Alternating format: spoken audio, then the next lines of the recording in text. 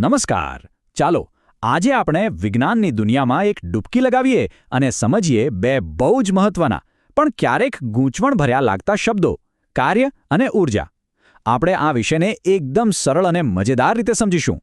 ચાલો શરૂ કરીએ. ચાલો એક મજેદાર સવાલથી શરૂઆત કરીએ.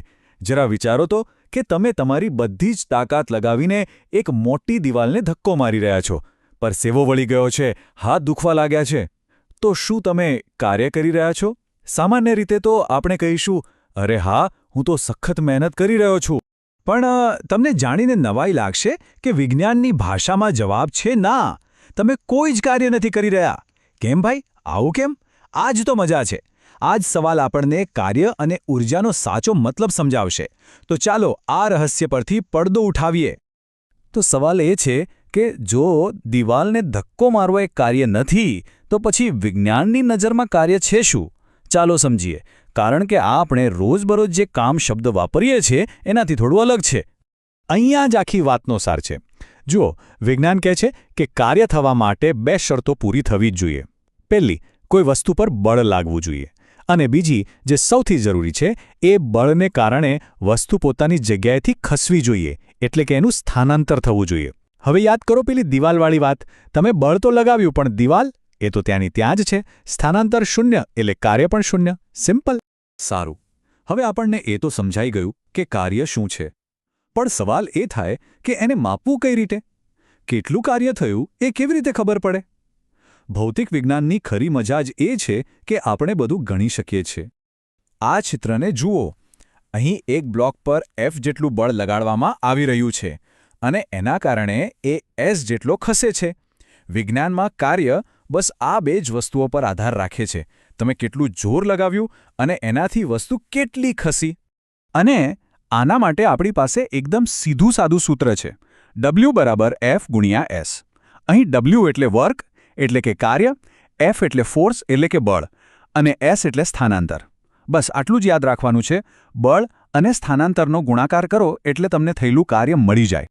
ચાલો એક નાનકડો દાખલો ગણીએ એટલે બધું ક્લિયર થઈ જાય. ધારો કે કોઈ વસ્તુ પર 5 ન્યૂટનનું બળ લાગે છે અને એ વસ્તુ 2 મીટર જેટલી ખસે છે. તો કાર્ય કેટલું થયું? આપણા સૂત્ર પ્રમાણે W = 5 ન્યૂટન × 2 મીટર. એટલે કે જવાબ આવ્યો 10 જૂલ. તો થયેલું કાર્ય છે 10 જૂલ. હમણાં આપણે જેની વાત કરીને એ છે જૂલ. કાર્ય અને ઊર્જા માપવા માટેનો આ SI એકમ છે. એને સરળ રીતે સમજવું હોય તો જ્યારે તમે 1 ન્યૂટન બળ લગાવીને કોઈ વસ્તુને 1 મીટર ખસેડો ત્યારે તમે 1 જૂલ જેટલું કાર્ય કર્યું કહેવાય. કાર્યની વાત તો થઈ ગઈ, પણ સવાલ એ છે કે કાર્ય કરવા માટે જોઈએ શું? કોઈ પણ કામ કરવા માટે આપણામાં તાકાત તો હોવી જોઈએ ને? બસ વિજ્ઞાનની ભાષામાં આ તાકાતને જ ઊર્જા કહેવાય છે. આ વાક્ય બધું જ કહી દે છે.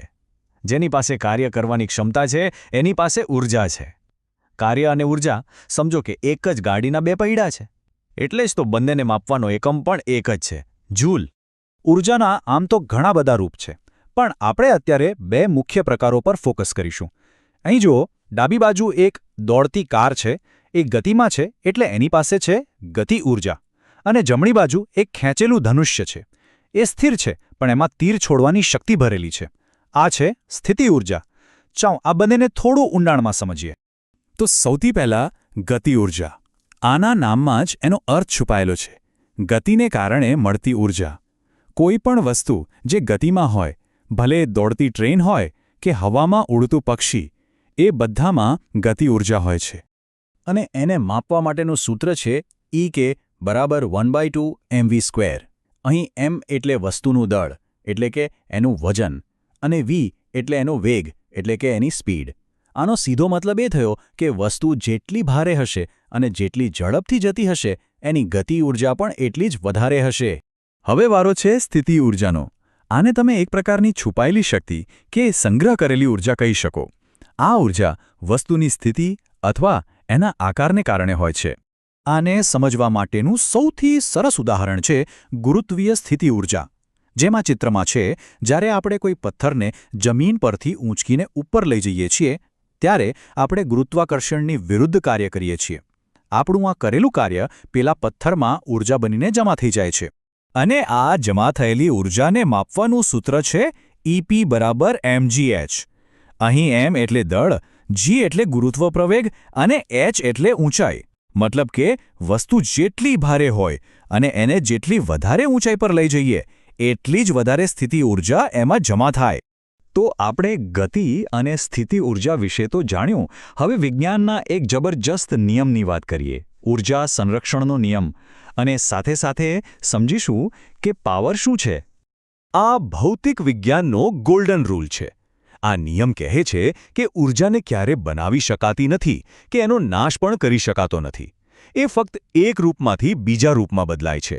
જેમ કે આપણે સ્વિચ ચાલુ કરીએ ત્યારે બેટરીમાં રહેલી રાસાયણિક ઊર્જા બલ્બમાં પ્રકાશ ઊર્જા બની જાય છે. ઊર્જા એટલી જ રહી, બસ એનું સ્વરૂપ બદલાઈ ગયું.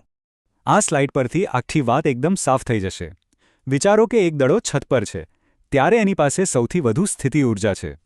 જેવો એ નીચે પડવાનું શરૂ કરે છે, એની સ્થિતિ ઊર્જા ઓછી થતી જાય છે અને ગતિ ઊર્જા વધતી જાય છે. અને જમીનને અડે એને બરાબર પહેલાં એની બધી જ સ્થિતિ ઊર્જા ગતિ ઊર્જામાં ફેરવાઈ ગઈ હોય છે. આ જ છે ઊર્જાનું રૂપાંતરણ. અને હવે આપણો છેલ્લો મુદ્દો, પાવર. પાવર એટલે શું? એકદમ સરળ ભાષામાં, પાવર એટલે કોઈ કામ કેટલી ઝડપથી થાય છે એનું માપ. માની લો કે 2 જણ સરખું જ કામ કરે છે, પણ જે ઓછા સમયમાં એ કામ પૂરું કરે એનો પાવર વધારે કહેવાય. પાવર ગણવાનું સૂત્ર પણ બહુ સહેલું છે. P = W/T. એટલે કે થયેલા કાર્યને એ કામ કરવા માટે લાગેલા સમય વડે ભાગી નાખો. પાવરનો એકમ છે વોટ, જેને W થી દર્શાવાય છે. આપણે બલ્બ પર 60 વોટ કે 100 વોટ લખેલું જોઈએ છીએ ને, એ બીજું કંઈ નહીં પણ એનો પાવર જ બતાવે છે. તો ચાલો ફટાફટ રિવાઇઝ કરી લઈએ કે આજે આપણે શું શું શીખ્યા. પહેલું, કાર્ય ત્યારે જ થાય જ્યારે બળ લાગે અને વસ્તુ ખસે. બીજું, કાર્ય કરવાની ક્ષમતા એટલે ઊર્જા. ત્રીજું, ઊર્જાના 2 મુખ્ય પ્રકાર છે, ગતિ ઊર્જા અને સ્થિતિ ઊર્જા. ચોથું અને સૌથી અગત્યનું, ઊર્જાનો ક્યારેય નાશ નથી થતો, એ ફક્ત રૂપ બદલે છે. અને છેલ્લે, પાવર એટલે કામ કરવાની ઝડપ.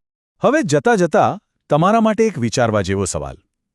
કલ્પના કરો કે દુનિયામાં ઘર્ષણ બળ જેવી કોઈ વસ્તુ જ નથી. તો એકવાર કોઈ દડાને ગબડાવી દીધો તો એ ક્યારેય રોકાયા વગર કેમ ચાલ્યા જ કરશે? આમાં કાર્ય અને ઊર્જાનો શું સંબંધ છે? આના પર જરૂર વિચારજો. આશા છે કે તમને આ સમજૂતીમાં મજા આવી હશે. ફરી મળીશું